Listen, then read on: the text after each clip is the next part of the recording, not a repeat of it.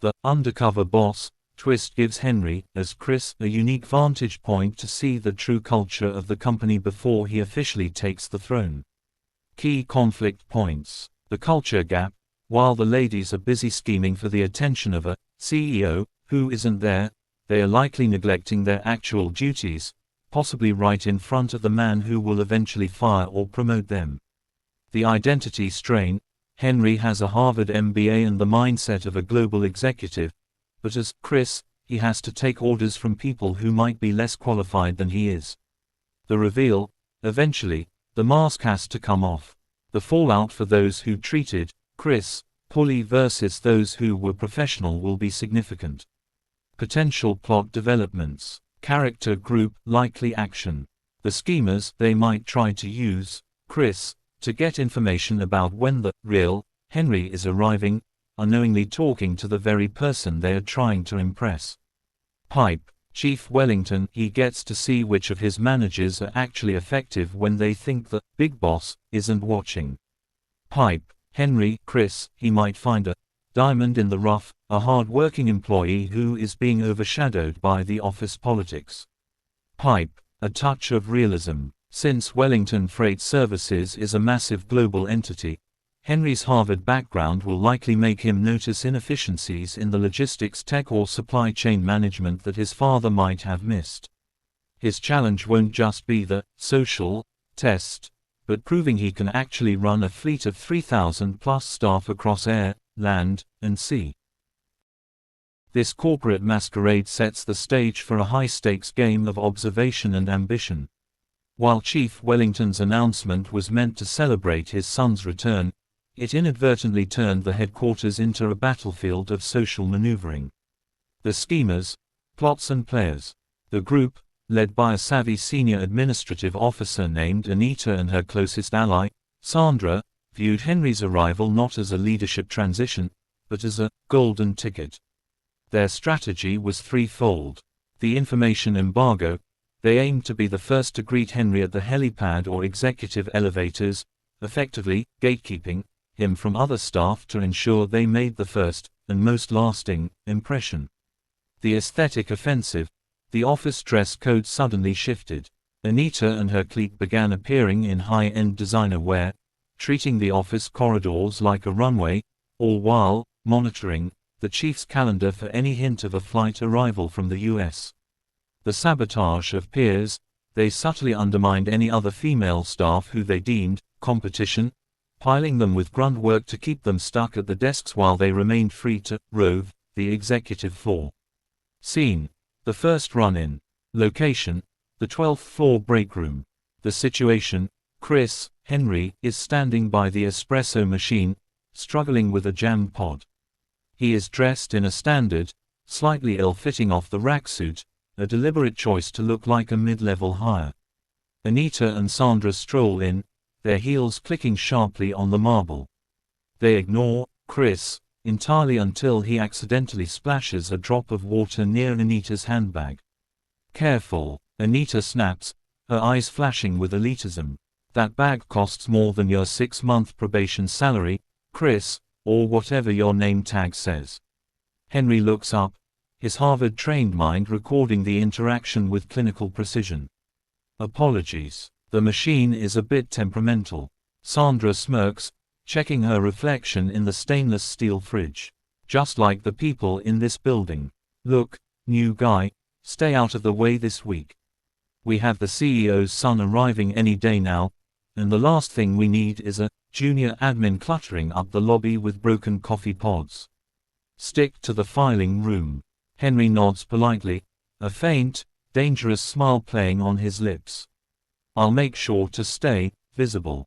The secret strategy meeting. Later that evening, after the office lights dimmed, Chris slipped into the penthouse office of Chief Wellington through a private side entrance. The chief was pouring 2 glasses of scotch. Chief Wellington, so, Chris, how was your first day in the trenches? Henry, Chris, loosening his tie, educational, Dad. You have a serious productivity leak on the 12th floor. There's a group of administrators who spend 70% of the day tracking your private flight logs and 30% bullying the interns. Chief Wellington, chuckling, I suspected as much. It's why I agreed to this. The company has grown so large that I can no longer see the rot at the roots. They see a prize, Henry. They don't see the 3,000 families whose livelihoods depend on those ships staying on schedule. Henry, exactly. Anita and Sandra, those are the ringleaders. They told me today that I'm clutter. Tomorrow, I'm going to, accidentally, misplace a fake memo about your son's arrival time. I want to see how far they'll go to abandon their posts just to catch a glimpse of a ghost. Chief Wellington, proceed. But remember, the goal isn't just to catch them in a lie. I want you to find the ones who aren't looking for you. Those are the people we'll need when you finally take the chair. The Chris advantage. By operating as an admin, Henry begins to notice things the chief never could. The land transport inefficiency. He hears drivers complaining about kickbacks at the loading bays. The hidden talent. He meets a quiet logistics coordinator who has a brilliant plan for fuel cost reduction but is being silenced by Anita's clique. The trap was set. Henry, still operating under the Chris persona, had spent a week mapping out the internal rot. He discovered that Anita and her circle weren't just lazy, they were skimming off the top of the miscellaneous administration budget to fund the designer lifestyle, all while waiting for the rich heir to arrive and provide a permanent meal ticket. The bait, the confidential memo. Henry sat at his cramped cubicle, purposefully leaving a brightly colored, urgent private folder open on his desk while he went to the break room. Inside was a fabricated memo on Chief Wellington's letterhead. 2. Logistics Command. From Office of the CEO. Subject: Arrival of Henry Wellington confidential. Mr. Wellington will arrive via private car at the Southgate loading bay at 2 p.m. today. He wishes to meet the hardest working administrative staff in the staff canteen for an informal lunch. No formal attire required. From the corner of his eye, Henry watched Anita, accidentally, brush past his desk. She froze, her eyes scanning the memo. Within 3 minutes, she was whispering frantically to Sandra. The bait was taken. The chaos unfolds. By 1:45 p.m., the 12th floor was a ghost town. Anita, Sandra, and 3 others had abandoned their phones and urgent shipping manifests. They had sprinted to the restrooms to fix their makeup before heading to the Southgate, a dusty, greasy area normally reserved for heavy freight trucks, far from the polished marble of the executive suites. Henry stood in the shadows of the mezzanine, watching through the glass. The scene at the Southgate. Anita and her crew were standing in the sweltering heat next to exhaust-fuming trucks, scanning every vehicle for a limousine. The consequence: back in the office, the phones were ringing off the hook. A major client from Singapore was trying to confirm a multi-million-dollar sea freight slot, but the administrative desk was abandoned. The financial sting. While the schemers were sweating at the loading bay, Henry used his admin credentials to access the shared digital drive. He had already flagged a series of office maintenance invoices that didn't add up.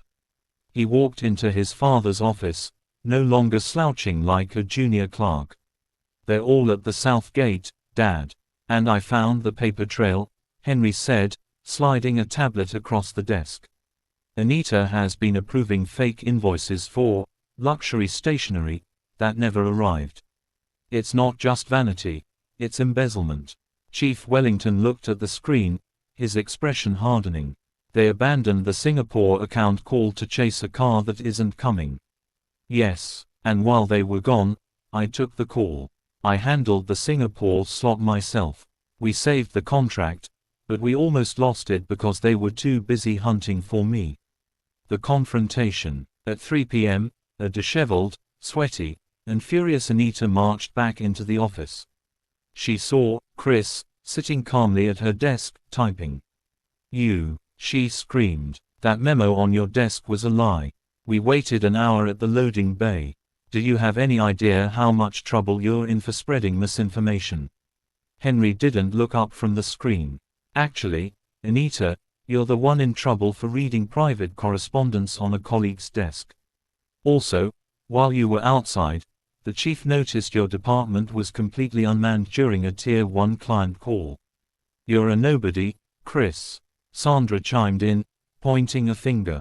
Wait until the chief hears about this. You're fired. On the contrary, a booming voice came from the hallway. Chief Wellington stepped out, his face like stone. He isn't fired, but I've just finished reviewing the invoices for the silk-bound ledgers you supposedly ordered last month, Anita. Would you like to explain why that money ended up in your personal account? The color drained from Anita's face. She looked at the junior admin she had insulted, then at the chief, and finally realized the trap she had walked into. The air in the grand ballroom of the Wellington Freight headquarters was thick with anticipation. Chief Wellington had summoned all 3,000 employees, from the dockworkers in high-visibility vests to the senior executives in tailored silk, for a special emergency briefing. In the front row sat Anita and Sandra, looking pale and restless. They hadn't been fired yet, but they were under strict, administrative observation. They were still holding on to a shred of hope that if they could just charm the incoming heir, they could spin the memo incident as a misunderstanding. The opening act. Chief Wellington stepped onto the podium, the lights of the international news cameras glinting off his silver hair. For 30 years, this company has moved the world, the chief began, his voice echoing through the hall. But as we grow, I've realized that the view from the penthouse isn't always clear. I promised you a new leader. I promised you my son, Henry. Many of you have spent weeks looking for him in the skies, watching the helipads and the luxury car parks. A ripple of nervous laughter went through the crowd. Anita straightened her blazer, her eyes darting toward the side entrance, expecting a man in a tuxedo to walk through. But Henry has been here for 2 weeks, the chief continued, a small smile tugging at his lips. He has been working in the administration department. He has been filing your papers, taking your coffee orders, and listening to your conversations. The transformation. From the back of the room, Chris stood up. He wasn't wearing the ill-fitting, polyester suit of a junior clerk anymore. He had shed the cheap glasses and the slouched posture. He wore a charcoal gray Italian suit that fit him like armor, his Harvard ring catching the light as he adjusted his tie. As he walked down the center aisle, the silence was deafening. The staff parted like the Red Sea. Henry stepped onto the stage. He didn't look like a nervous intern. He looked like a man who owned the room. He stood beside his father, and the family resemblance, the sharp jawline, the piercing, observant eyes, was suddenly undeniable. The speech, dropping the mask. "My name is Henry Wellington," he said, his voice deep and commanding, devoid of the stutter he had used as Chris. "For the last 14 days, most of you knew me as the new guy. Some of you treated me with the respect due to any colleague. You showed me how this company stays afloat through hard work and integrity." He paused, his gaze landing directly on the front row where Anita and Sandra sat, visibly trembling. "However," Henry continued, his tone turning to ice, "others saw Chris as someone to be bullied, someone to be used as a scapegoat while they neglected the duties to chase a title. I saw financial records being altered for personal gain. I saw Tier 1 clients being ignored because the staff was too busy, scheming, for a promotion they didn't earn." The final verdict. Henry turned to the HR director standing in the wings. "Effective immediately, the Chris persona is retired. And with it, we are retiring the old way of doing business. We are implementing a merit-based system. If you work hard, you will rise. If you use this company as your personal playground or your personal piggy bank, you are finished." He looked back at the crowd, his expression softening just a fraction. "I didn't come here to be a celebrity. I came here to work. To those of you who helped Chris when he didn't know how to use the copier, thank you. You are the future of Wellington Freight. To those who tried to step on him to get to the top, your desks have already been cleared." The room erupted into a mix of stunned silence and frantic whispering. Chief Wellington placed a proud hand on his son's shoulder. The undercover boss experiment was over, but the reign of Henry Wellington had just begun. The contrast between the grand ballroom and the intimate war room on the 15th floor couldn't have been sharper. Henry, now fully recognized as the executive vice president, had traded the Italian blazer for rolled-up shirt sleeves. On the mahogany table sat a stack of files, but they weren't the files of senior directors. They belonged to the nobodies he had met while wearing a cheap ID badge. The Hidden Gems meeting. The 4 employees invited to the room looked terrified. Among them were Musa, a quiet logistics coordinator from the shipping docks, and Ifeoma, a junior accountant who had once offered Chris half her lunch when she thought he was too broke to eat. "Please, sit," Henry said, his voice warm but authoritative. "I know the last few hours have been a whirlwind, but I didn't bring you here to talk about Anita or the scandals. I brought you here because you're the only people in this building who treated me like a human being when you thought I had nothing to offer you." He turned to Musa. "Musa, 2 days ago, I overheard you explaining a more efficient routing system for the Port Harcourt land fleet to a supervisor who told you to shut up and drive. I've reviewed your notes. You just saved the company 15% in fuel costs. You're moving to operations as a senior strategist." Musa stared, mouth agape. "Sir, I just thought it made sense." "It does," Henry nodded. "And Ifeoma, your eagle eye for the miscellaneous leaks was what tipped me off to the embezzlement. You're being moved to the internal audit team with a full scholarship to finish your ICANN certification." The search for a partner. As the meeting concluded and the shell-shocked employees filed out, Chief Wellington stepped in from the balcony. He looked at his son with a mixture of pride and curiosity. "A strong start, Henry. You've secured the foundation, but a kingdom, even a corporate one, needs more than just loyal staff. It needs a partner who can balance your intensity." Henry leaned back, rubbing his temples. "I'm not looking for a trophy or a political match, Dad. If my timers, Chris, taught me anything, it's that the most beautiful exterior can hide a very ugly ambition." The encounter with Simi. Later that evening, Henry bypassed the gala being held in his honor and headed toward the back exits. He spotted a woman near the fountain, still wearing her office lanyard. It was Simi, a brilliant but understated legal researcher he'd worked alongside in the basement archives. Unlike the others, she hadn't joined the crowd at the reveal. She was busy cross-referencing a maritime law document by the light of her tablet. "The party is upstairs, Simi," Henry said softly. She looked up, startled, then gave a small, weary smile. "I heard. Congratulations, Chris. Or should I say, Mr. Wellington. Henry is fine." He sat on the edge of the fountain. "Why aren't you up there trying to secure your spot in the new administration? Everyone else is." Simi laughed, a genuine, melodic sound. "I have 3 international freight contracts that need vetting by dawn. Whether you're a prince or a pauper, the law doesn't change, and the ships don't wait. Besides, I liked Chris. He was a great listener. I'm not sure I know Henry yet." Henry looked at her, really looked at her. She wasn't wearing designer labels or heavy makeup. She had a sharp wit, a fierce work ethic, and most importantly, she wasn't impressed by his title.